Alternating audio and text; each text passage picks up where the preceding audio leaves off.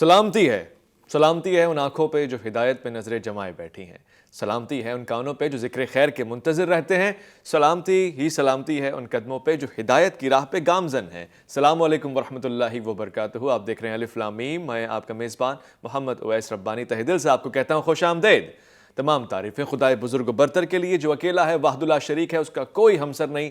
درود لامحدود محبوب رب الودود راحت العاشقین مراد المشتاقین حضرت محمد مصطفیٰ، آپ کی آل پاک، آپ کے جانثار انصار اور اصحاب پر۔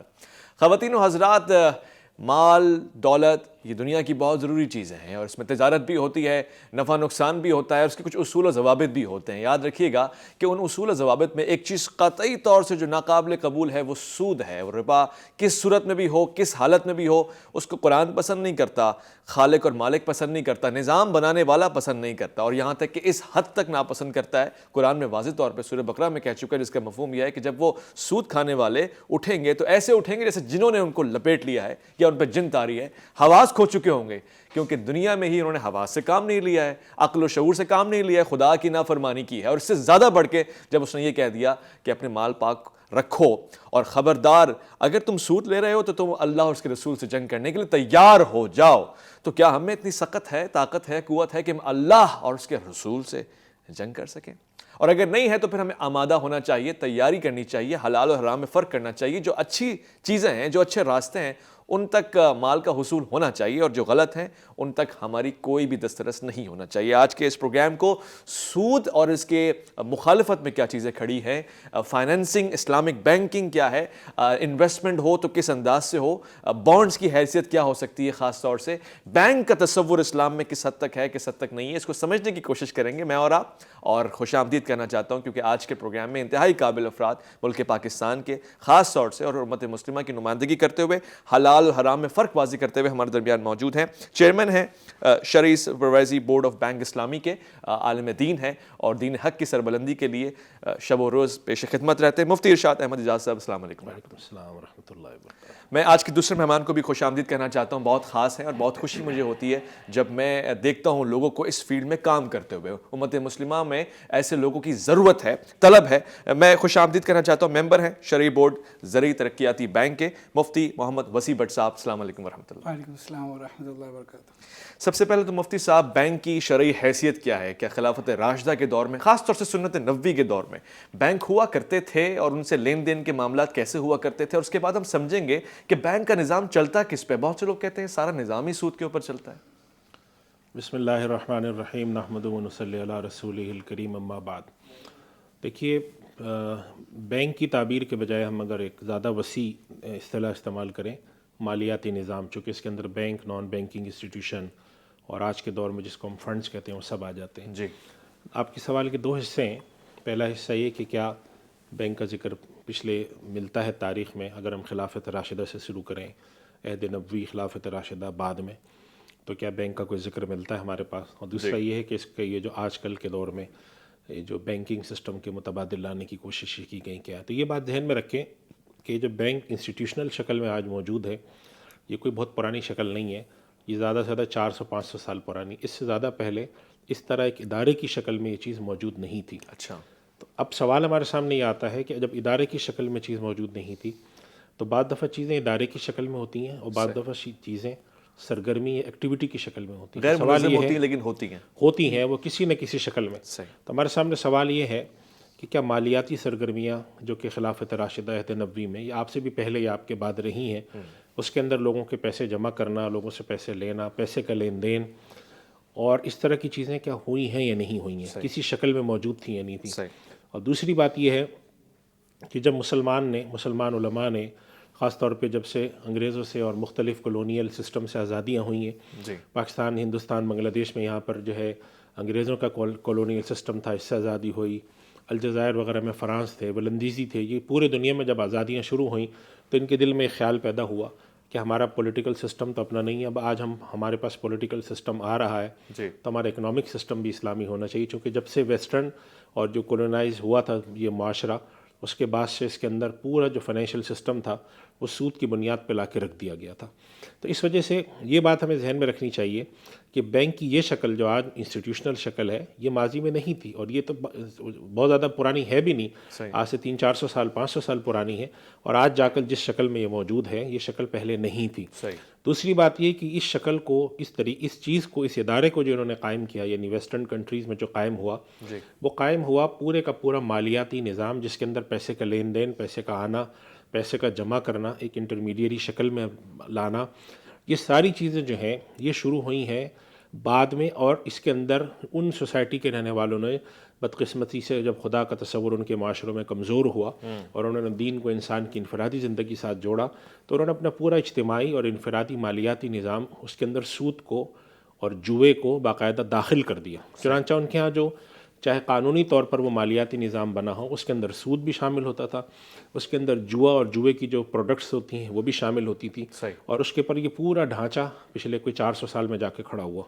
اب جب مسلمانوں کے سامنے سوال آیا تو یہ سوال آج کا نہیں ہے، یہ سوال تقریباً کوئی 80-90 سال پرانا ہے۔ 1930-40 میں سوال آنا شروع ہو گیا تھا کہ آج جو ہمارے یہاں بینکاری کی شکل میں نظام ادارے موجود ہیں، نظام موجود ہے، اور مالیاتی ادارے چاہے وہ بینک کی شکل میں ہوں، کریڈٹ سوسائٹی کی شکل میں ہوں، ان کا کوئی متبادل ہم اسلامی نہج پر لا سکتے ہیں یا نہیں لا سکتے؟ تو اس کے پر دو رخ سے غور کیا گیا۔ اگر ہم اس کی تاریخ پڑھتے ہیں، تاریخ کے تقریباً 3 یا 4 ادوار ہیں، تو پہلا یہ تھا کہ کیا یہ ادارے اسلامی اصول پر چلائے جا سکتے ہیں، یا اسلام ان اداروں کو بحیثیت مجموعی قبول ہی نہیں کرتا؟ اگر ان اداروں کو اسلام قبول نہیں کرتا تو پھر ان کو اسلامی طریقے سے چلانا، یا جس کے لیے ہم لفظ استعمال کرتے ہیں اسلامیانہ یا اسلامائزیشن، ان کی ممکن ہی نہیں ہے۔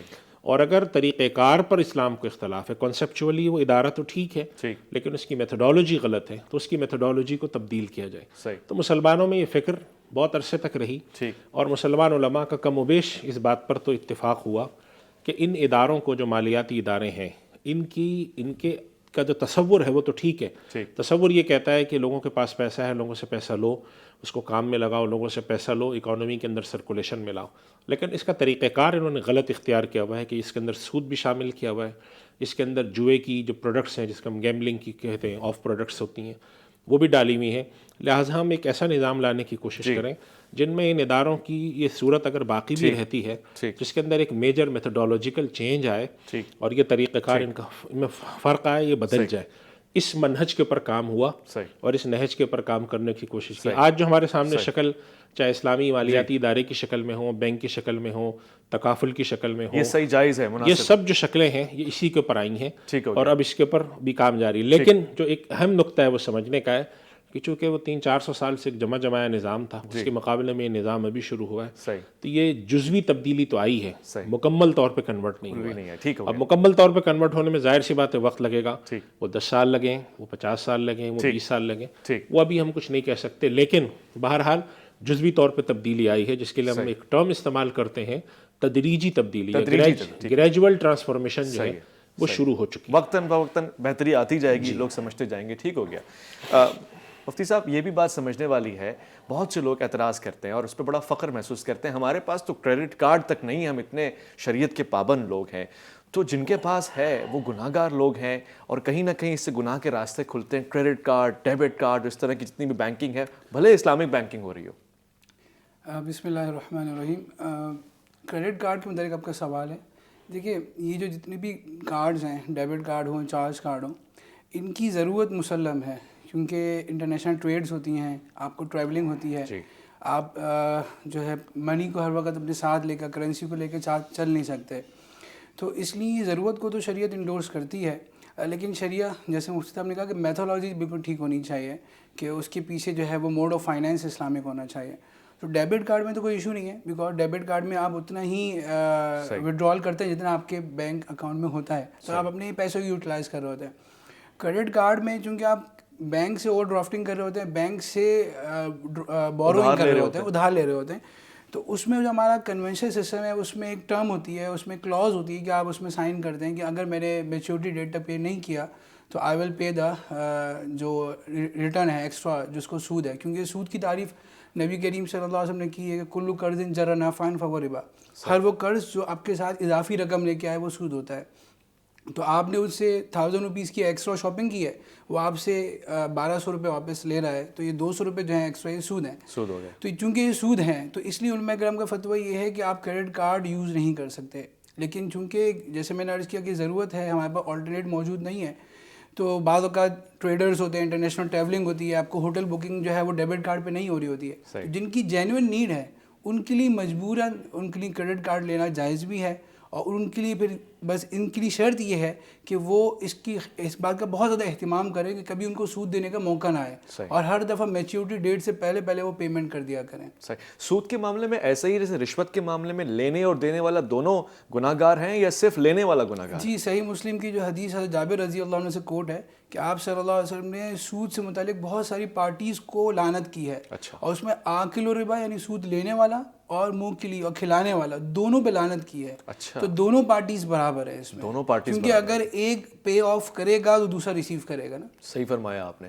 اچھا مفتی صاحب, یہ بھی ذرا واضح فرمائے گا, مجھ جیسے بہت سے لوگ ہیں بینک سے قطع نظر رہ نہیں سکتے, نہیں بینک تو ان کی اب ضرورت بن گیا, اور جیسا بھی آپ نے فرمایا منظم اور غیر منظم انداز میں, مگر اب وہ کیا کریں اگر وہ ایک مومن کی حیثیت سے جینا چاہتے ہیں, جا کے سیونگ اکاؤنٹ کھولیں یا کرنٹ اکاؤنٹ کھولیں, اس میں فرق تھوڑا سا بنیادی طور سے اسلامی, اور وہ خاص طور سے اسلامک بینک کو تلاش کریں یا کسی دوسرے کنٹری میں جہاں اسلامک بینک نہیں ہے وہاں کسی بھی بینک میں جا سکتے ہیں؟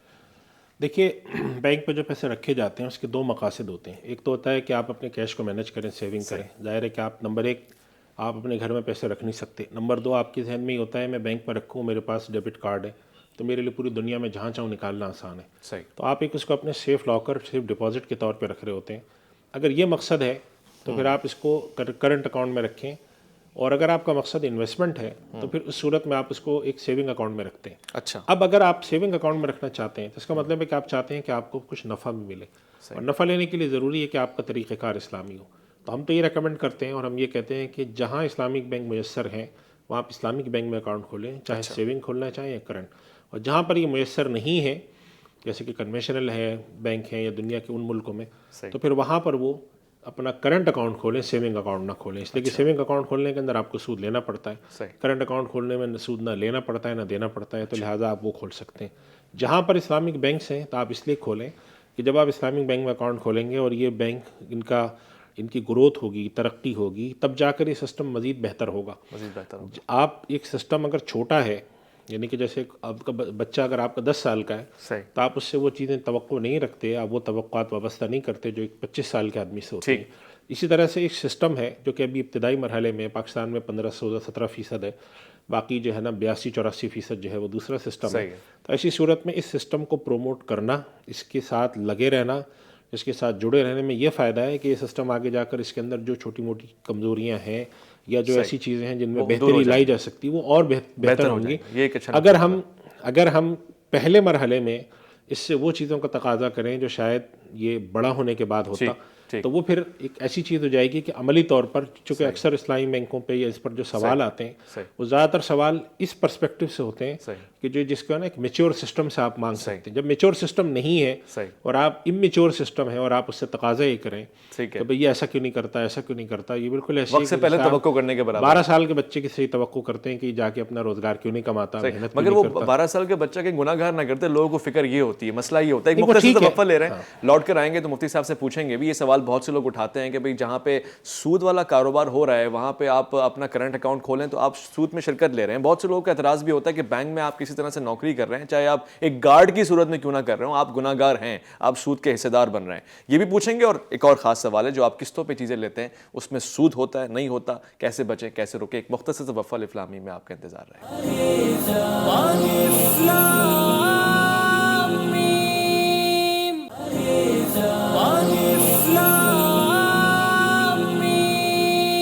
مفتی محمد وسیع صاحب, یہ بھی ایک بات مجھے سمجھ میں نہیں آ رہی ہے کہ جب سود کا کوئی راستہ نہیں نکل سکتا, اسٹیٹ بینک آف پاکستان یعنی گورنمنٹ کے انڈر جو چیزیں آتی ہیں وہ تو سودی نظام پہ مبنی ہے, تو جب وہ آپ کو دے رہا ہوتا ہے سود کی ساری آفرز اور پیکیجز, اس سے جڑے سارے بینک اسی سے جڑتے ہیں, تو سارا نظام بنیادی طور سے جو اس کی مبادیات ہے وہ تو سود کے اوپر مبنی ہے, تو پھر دوسرا راستہ کیسے نکل سکتا ہے؟ جی, یہ بھی ایک بہت بڑی مس انڈرسٹینڈنگ ہے اسلامی بینکنگ کے بارے میں کہ ہم یہ سمجھتے ہیں کہ جو اسلامی بینک ہے وہ بھی اسٹیٹ بینک کے انڈر میں. اصل میں دیکھیں, اسٹیٹ بینک ہو یا کوئی بھی ریگولیٹر ہو, کوئی بھی سینٹرل بینک ہو, اس کے دو ریلیشن ہوتے ہیں کسی بھی بینک کے ساتھ. ایک ایز اے ریگولیٹر یعنی منظم کرنے والا, اور ایک فائنینسر, یعنی بعض اوقات وہ بینکس کو کچھ فائنینسنگ بھی دے رہا ہوتا ہے, جیسے ایکسپورٹ ری فائنینسنگ ہوتی ہے.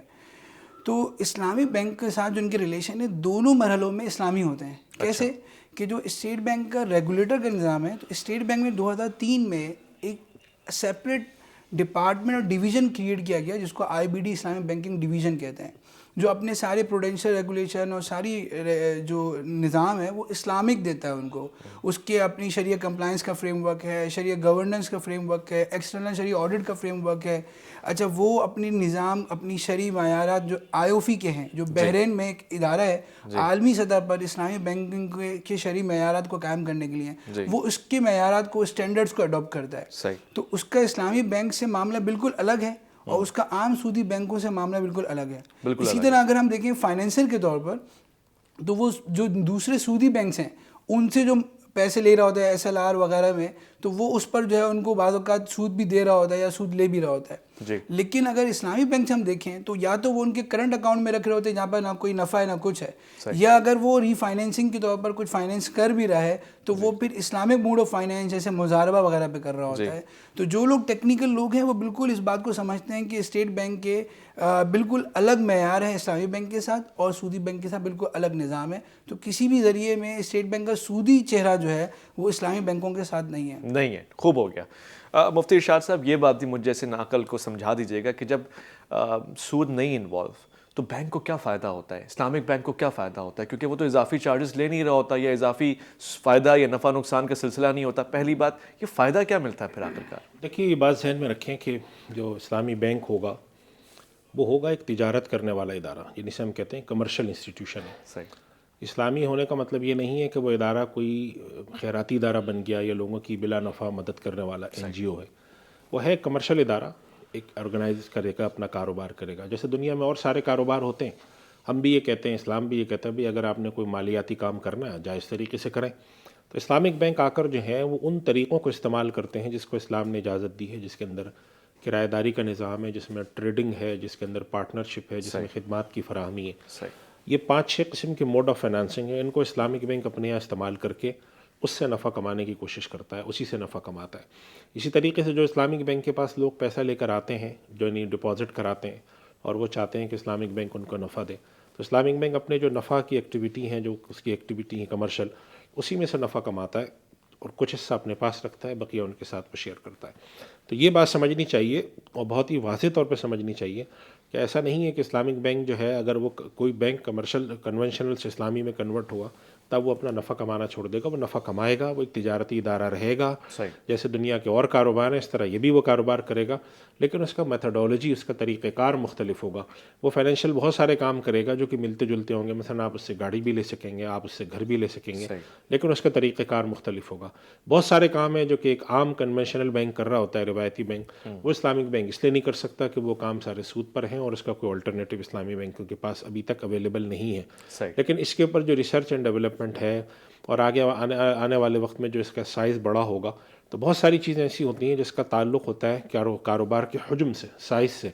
جب سائز حاصل ہو جاتا ہے تو اس کا سسٹم بنتا ہے. جب سسٹم بن جاتا ہے تو پھر اس طریقہ کار کے تحت پھر جو چیزیں ہوتی ہیں وہ مزید آسان ہو جاتی ہیں. ٹھیک ہو گیا. اسی وجہ سے جب اسلامک بینک کام کرے گا, خرید و فروخت کرے گا, قسطوں پہ خرید و فروخت کرے گا, کرایہ داری کا معاملہ کرے گا, شراکت داری کا کرے گا, تو وہاں سے وہ نفع بھی کمائے گا. اور جب نفع کمائے گا تو اس نفع کو وہ آگے پاس آن کرے گا. یہ طریقہ ہے. خوب ہو گیا, بہت خوبصورت ہو گیا. اچھا, یہ بھی سوال میں کم عقلی انداز سے ہی پوچھوں گا اور بالکل ایسے پوچھوں گا جیسے کوئی عوامی مزاج ہی ہوتا ہے. چوری کرنا شریعت اسلامی میں غلط ہے, حرام ہے, اور کرنے والے کو سزا ملے گی, آپ بھی اس کے حق میں ہوں گے. اسی طرح ڈکیتی ہو گئی, زناکاری ہو گئی, یا اور بھی چیزیں جو ممنوع ہے, حرام ہے. سود لینے والے پہ کوئی جرم, کوئی سزا, کوئی تعزیر, کوئی ایسی چیز کیوں نہیں نافذ ہوتی؟ لوگ تو فخر سے کہتے ہیں کہ ہم تو سود کا کاروبار کرتے ہیں. اسلام کوئی سزا نافذ نہیں کرتا اس حوالے سے؟ دیکھیے, اسلام میں جو آپ نے چوری کی مثال دی نا, چوری ہے, شراب ہے, زنا ہے, قتل ہے, کچھ چیزیں ایسی ہیں, کچھ گناہ ایسے ہیں جن کی اسلام نے سزائیں متعین کی ہیں. صحیح. جیسے اس میں آپ نے چوری کی, شراب پینا ہے, اور اس کے مقابلے میں کچھ سزائیں ایسی ہیں جس کی اسلام نے کوئی سزا متعین نہیں کی. اچھا. اور اس کا جو ہے سارے کا سارا مسلمان معاشرے اور حاکم وقت پہ چھوڑا. اس کے لیے ہم لفظ استعمال کرتے ہیں تعزیر. صحیح. اور اسی لیے پاکستان کے اندر جو قانون ہے تعزیرات پاکستان کہلاتا ہے. اس کے اندر وہ سزائیں بھی ہیں جو قرآن کریم نے متعین کی ہیں اور وہ سزائیں بھی ہیں جو متعین نہیں کی، مگر حاکم وقت کو اختیار ہے کہ وہ اس کے اوپر سزا نافذ کرے، ایک بات۔ دوسری بات یہ ہے کہ جو ہمارے ہاں سود کا ایک نظام قانونی طور پہ بنا ہوا ہے، جو کہ پاکستان بنتے وقت ہم نے انہیریٹ کیا، اس طرح کا جو نظام ہے، یعنی بینکنگ سسٹم ہے، اس نظام کو ختم کرنے کا طریقہ سزا دینا نہیں ہے۔ اچھا، سزا اس چیز پر دی جاتی ہے جو کہ قانون کے خلاف ہو۔ اب جس وقت ہم لوگوں نے یہ ملک حاصل کیا اور انگریزوں کو یہاں سے جانا پڑا، تو بدقسمتی سے اس وقت یہ نظام وہاں پہ چل رہا تھا، اسی نظام کو ہم نے انہیریٹ کیا، چلا رہے ہیں اب تک۔ چلا رہے ہیں۔ تو اصل کوشش اس میں کیا ہے کہ اس نظام کا متبادل لایا جائے۔ جیسے قائد اعظم رحمۃ اللہ نے پاکستان کے اندر اسٹیٹ بینک کی جب افتتاح کیا تھا تو اس میں پہلی بات یہی کہی تھی کہ ہم یہ چاہتے ہیں اور ہمارا نظام ایسا ہوگا۔ یہ کوششیں ہمارے یہاں پچھلے 70-75 سالوں میں بدقسمتی سے جیسی ہونی چاہیے ویسی نہیں ہوئی، ہو رہی ہیں، ہر آدمی نے کوشش کی ہے، لیکن اگر اس کوششوں میں زیادہ جان ہوتی تو شاید ہم بہت آگے ہوتے۔ لیکن مفتی صاحب یہ بات مجھے سمجھ نہیں آئی کہ آپ نے کہا کہ سزا ہی نہیں قرآن نے یا شریعت نے معین کی، کیونکہ جہنم میں تو وہ سزا دے رہا ہے، وہ کہہ رہا ہے سود لینے والوں کو اس طرح سے سزا ملے گی، تو یہ کیسے ہو سکتا ہے کہ دنیا میں کوئی سزا نہ ہو؟ نہیں، میں یہ نہیں کہہ رہا کہ سزا نہ ہو، میں کہہ رہا ہوں یہ بات جو میں نے عرض کی کہ حاکم وقت پہ چھوڑ دیا، حاکم وقت پہ چھوڑا ہے، وہ تو کوئی سزا نہیں بتاتا۔ نہیں، وہ ایک الگ بات ہے کہ حاکم وقت نہیں بتاتا، لیکن فرض کریں کہ آپ نے ایک جرم طے کر دیا، اور جرم طے کرنے کے بعد آپ نے مثال کے طور پہ ایک آدمی ٹریفک توڑ کا کوئی سگنل توڑتا ہے تو اس کی کوئی سزا متعین نہیں ہے۔ ایک آدمی اغوا کرتا ہے، اغوا کرنے کی کوئی سزا متعین نہیں ہے، دھوکہ دینے کی، فراڈ دینے کی کوئی سزا متعین نہیں ہے، لیکن اس کا یہ مطلب نہیں کہ اسلام میں سزا ہی نہیں ہے۔ سزا ہے۔ حاکم وقت ایک جرم کو دیکھتے ہوئے اس کے بارے میں یہ طے کر دیتا ہے کہ اگر کسی شخص نے یہ حرکت کی تو اس کو یہ سزا دی جائے گی۔ جیسے کہ پاکستان میں جو پرائیویٹ لینڈنگ کا بزنس ہے جسے ہم کہتے ہیں، افراد جو ایک دوسرے کے ساتھ سود کا کاروبار کرتے ہیں، پاکستان کے مختلف صوبوں نے اس کو ناجائز اور قانوناً غلط جرم قرار دیا ہے کہ اگر ایک آدمی کو اس کام میں ملوث پایا گیا کہ وہ غریب لوگوں کو قرضہ دے کے ان سے سود لیتا ہے تو اس کو پکڑ کے اس کو جیل میں ڈالا جائے گا، اس پر جرمانہ لگے گا۔ تو ایسی سزائیں ہیں۔ تو میں جو بات یہ کر رہا ہوں کہ اگر ایک ملک کا پوری اکانومی کے اندر ایک غلط چیز قانونی طور پہ رائج ہو گئی ہے تو اس کو جو ختم کرنے کا طریقہ ہے وہ یہ نہیں ہے کہ قانونی طور پر آپ صرف اس کو غیر قانونی قرار دے دیں یا قانونی طور پر اس کی سزا مقرر کر دیں، بلکہ اس کے لیے سب سے اہم بات یہ ہوتی ہے کہ پوری ریاستی سطح پر اس کے اندر ایک باقاعدہ نظام آپ لا کر دیں۔ ورنہ ایک آدمی کو اگر آپ کہتے ہیں کہ یہ غلط ہے تو وہ آدمی کہتا ہے کہ یہ غلط تو ہے اور میری زندگی میں داخل ہو چکا ہے، صحیح کیا ہے، صحیح کیا ہے۔ اب اگر آپ کہتے ہیں کہ صحیح تو مجھے نہیں پتا لیکن یہ غلط ہے تو وہ شاید ایک آدمی رک جائے گا، دو رک جائے گا، لیکن سب نہیں رکیں گے۔ اسی وجہ سے ہم یہ سمجھتے ہیں، اسی وجہ سے علماء کرام نے جب 1970 اور 80 کے درمیان یہ مسائل آئے تو اس پر غور کر کے انہوں نے اس بات کی اجازت دی کہ چلیں ٹھیک ہے، آپ اگر فل فلیج کنورژن نہیں کر سکتے، مکمل تبدیلی نہیں کر سکتے ایک دن میں، تو آپ اس کے اندر آہستہ آہستہ تبدیلی لائیں، آپ تدریجاً نظام تبدیل کریں، گریجول ٹرانسفارمیشن کریں۔ لیکن وہی بات آ جاتی ہے کہ گریجول ٹرانسفارمیشن کے لیے کوئی نیت اور ارادہ ہونا چاہیے، ورنہ ایک آدمی یہ کہہ سکتا ہے کہ میں تو اپنے آپ کو آہستہ آہستہ بدلوں گا اور میرے بدلنے میں مجھے 100 سال لگیں گے، تو یہ تو کوئی بات ہی نہیں ہے۔ ہم یہ کہتے ہیں آپ بدلیں، اس کے لیے کوشش اگر آپ، جسے ہم کہتے ہیں کہ اگر آپ کوئی کام سال میں کر سکتے ہیں تو مہینوں میں کریں، مہینوں میں کر سکتے ہیں ہفتوں میں کریں، کوشش جاری رکھیں، تو کوشش جاری رکھیں اور زیادہ سے زیادہ کوشش کریں کہ یہ پورا نظام کنورٹ۔ مفتی ارشاد صاحب میرے لیے وضاحتیں پیش کر رہے ہیں، مجھے سمجھا رہے ہیں، اور میں بالکل ایک طالب علم کی طرح پوچھ رہا ہوں۔ محمد وسیع بٹ صاحب آپ سے بھی پوچھنا چاہتا ہوں یہ سوال، ایک چھوٹا سا مختصر سا وقفہ لینے لگے، اس کے بعد میں پوچھوں گا یہ بات بھی، تھوڑی بہت شرم بھی آتی ہے کبھی کبھار، غیرت کا تقاضا بھی ہے کہ جب ہم تلاش کرتے ہیں کہ دنیا کے تمام ممالک میں کون سا اسلامی ممالک ہے جس میں سود کا کاروبار ہوتا ہی نہیں ہے، کون سا بینک، تو پاکستان کا نام اس میں نہیں نظر آیا مجھے۔ سویڈن کا نام مجھے نظر آ گیا کہ 0% انٹرسٹ ریٹ ہے، تو یہ شاید اس کا جواب ہمیں دینا پڑے گا، مگر ایک مختصر سا وقفہ لے رہے ہیں، لوٹ کر آئیں گے تو پھر انسٹالمنٹ کے حوالے سے بھی پوچھیں گے۔ الف لام میم میں آپ کا انتظار رہے گا۔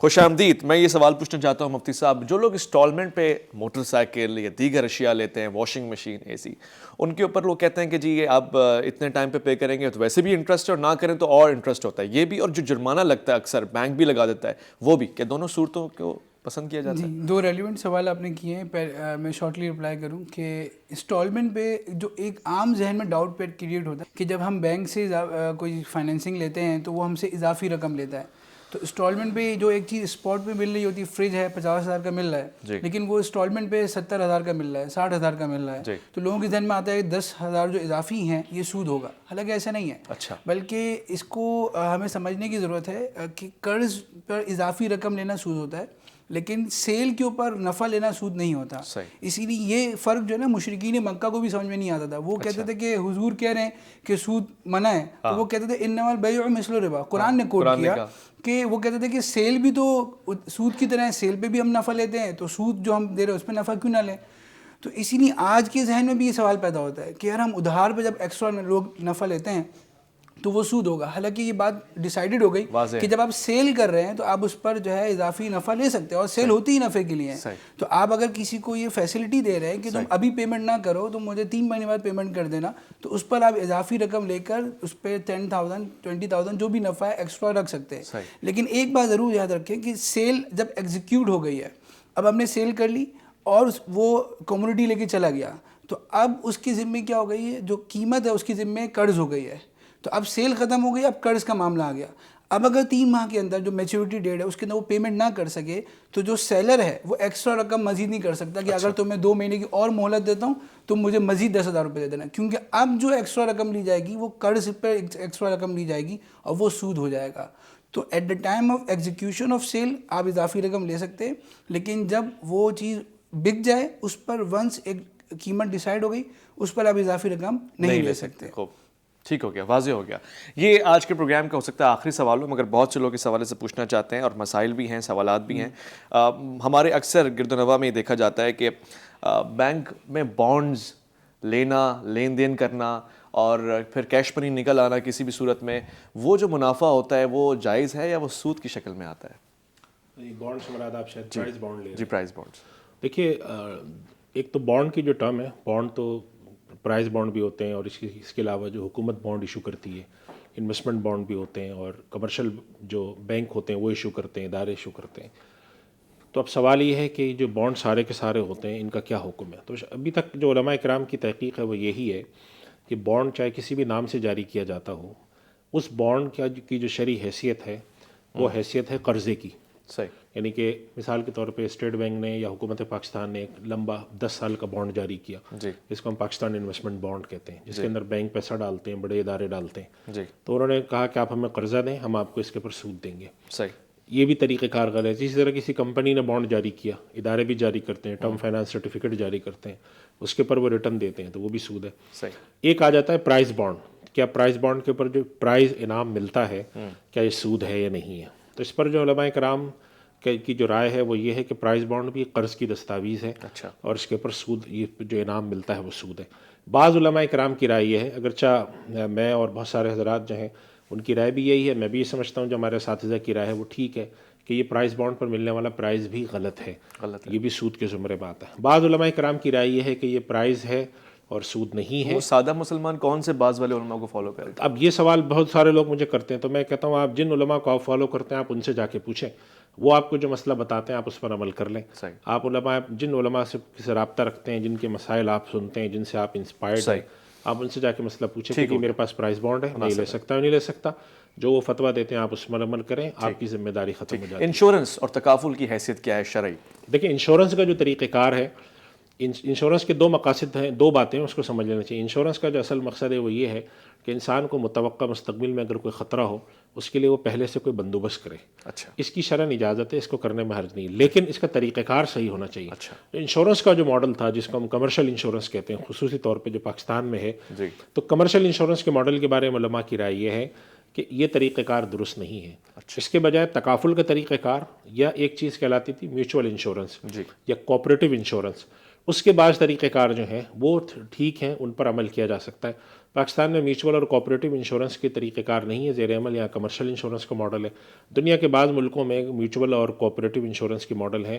پاکستان میں ایک تکافل کا ماڈل ہے. تو تکافل کے ماڈل کے اوپر علماء کرام کی رائے یہ ہے کہ اس طریقہ کار کے تحت اگر آپ کراتے ہیں, چاہے وہ اپنے ایسٹس کا کرائیں یا اپنی کوئی بیماری کے حوالے سے کراتے ہیں یا لائف کا کراتے ہیں, تو شرعاً اس کی اجازت ہے. اور یہ بعض دفعہ لوگوں کے ذہن میں سوال آتا ہے کہ شاید یہ توکل کے خلاف ہے یا اللہ تعالیٰ کے تقدیر میں یا اس کے فیصلوں میں دخل اندازی. تو ایسا نہیں ہے. یہ بالکل ایسی ہے کہ جیسے آپ اپنے گھر کی حفاظت کرتے وقت دروازہ بند کر کے سوتے ہیں, خیال رکھتے ہیں, اور آپ اپنے سارے حفاظتی اقدامات لیتے ہیں, اسی طرح یہاں پر بھی ہے کہ جب آپ کوئی انویسٹمنٹ کر رہے ہیں یا کوئی مستقبل میں آنے والے ایسے خطرے کے تحت آپ نہ کوئی بندوبست کر رہے ہیں اور طریقہ کار اس کا شرعاً درست ہو تو اس طریقہ کار کو اختیار کرنے میں حرج نہیں ہے، تو چاہے وہ تکافل کا طریقہ کار ہو یا دنیا میں جو بعض ملک میں، اس لیے کہہ رہا ہوں یہ کہ ہو سکتا ہے کہ بعض ایسے ملکوں میں پروگرام دیکھا جائے وہاں پر کوآپریٹو یا میوچل انشورنس کا ماڈل ہو اور وہ وہاں کے علماء اس کو سرس قرار دیتے ہوں، تو اس کے اندر بھی اس میوچل انشورنس کو یا اس جو کوآپریٹو انشورنس ہے اس کو بھی لیا جا سکتا ہے۔ خوب بہترین ہو گیا۔ مفتی صاحب یہ آخری سوال ہمارا، بہت سے لوگ جو پاکستان میں نہیں ہیں، ایسی مملکت میں ہیں کہ جہاں پہ اسلامی قانون نہیں نافذ ہوتے اور وہاں عمل بھی نہیں ہوتا ان کے اوپر، ان کے پاس کوئی اسلامک بینک نہیں ہے لیٹ سپوز، یا کوئی وسائل بھی نہیں ہے، ان کی دسترس بھی نہیں ہے، تو ایسے لوگوں کے لیے کیا حکم ہوگا؟ وہ جو کنونشنل بینکنگ سسٹم چل رہا ہے اس کو فالو کر لیں، اس میں کوئی حرج تو نہیں ہے؟ دیکھیے پہلی بات تو یہ ہمارے لیے ایک معلومات میں اضافے کا ذریعہ ہوگا کہ میں دیکھ رہا تھا کہ اسلامی ممالک سے زیادہ نان مسلم کنٹریز میں اسلامی بینکنگ زیادہ ہو گئی ہے، صحیح جی۔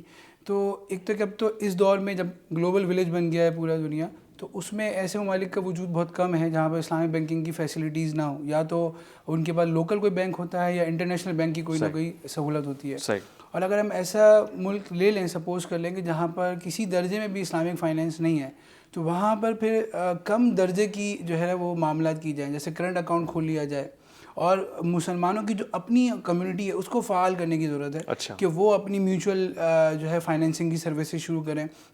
بہت سی ایسے ممالک ہیں جہاں پر مسلمانوں کی کمیونٹی بہت اسٹرانگ ہوتی ہے، تو وہ جو ہے کہتے ہیں اپنی فائنینسنگ بنا سکتے ہیں، اپنا کوئی بورڈ بنا سکتے ہیں اور اس کے تحت اپنی کمیونٹی کو فائنینس کر سکتے ہیں۔ مناسب ہے یہ، ٹھیک ہو گیا۔ بہت بہت شکریہ مفتی صاحب آپ کا، آپ کی ضروری اور خاص باتوں کا۔